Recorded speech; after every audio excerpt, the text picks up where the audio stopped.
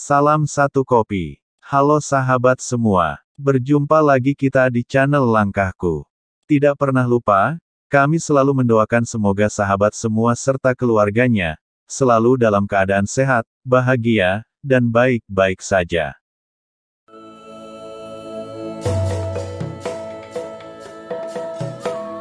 Menjelajahi hulu Sungai Mahakam perlu singgah ke Danau Melintang di Kutai Kartanegara, Kalimantan Timur, Kaltim.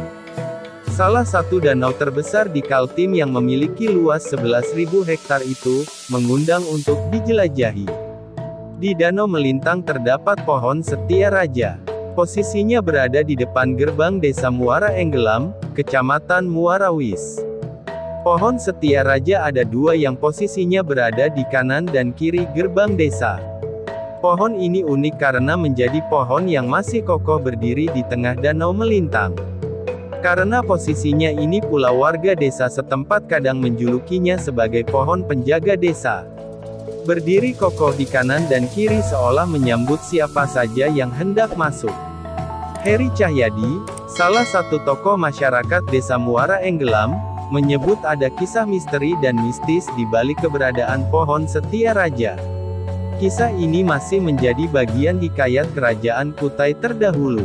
Kisah tersebut, katanya, beredar luas di tengah masyarakat, diceritakan secara turun-temurun hingga menjadi hikayat desa.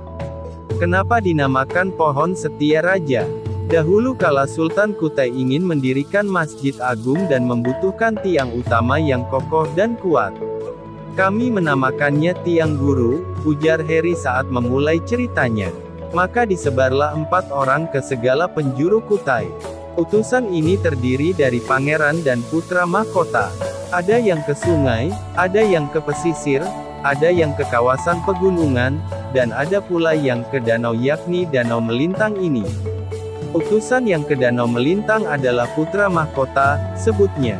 Saat putra mahkota bersama Hulu Balang dan rombongan tiba di Danau Melintang, mereka dicegat oleh sekelompok makhluk gaib. Penghuni Danau Melintang itu bertanya tujuan rombongan ke Danau Melintang. Sang putra mahkota menjelaskan kalau mereka ingin mencari kayu paling kuat di daerah tersebut dan dijawab oleh makhluk gaib tadi yakni kayu bangkirai.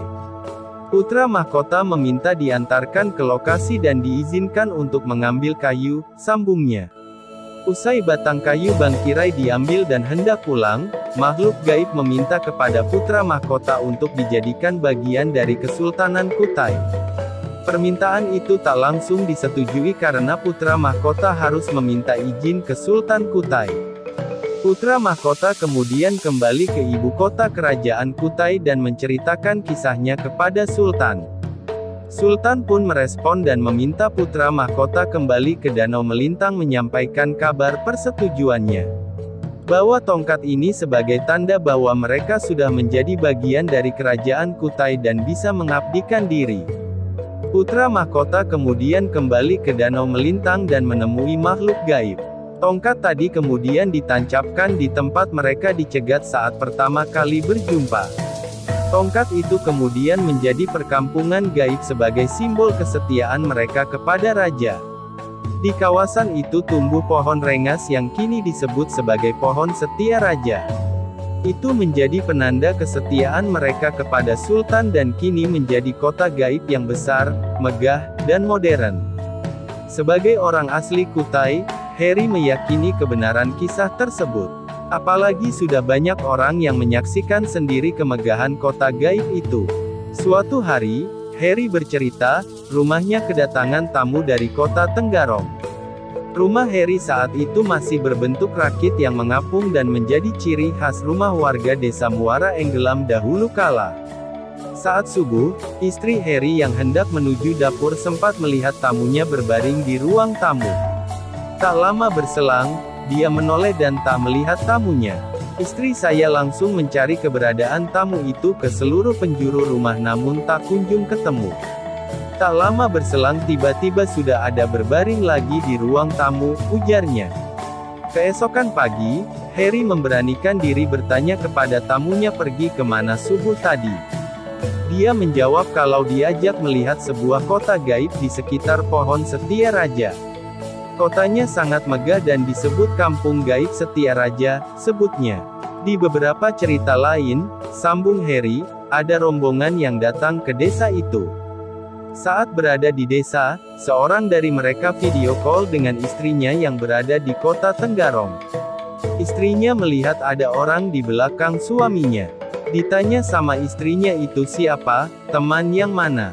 Dijawab suaminya tidak ada teman lain, cerita Harry.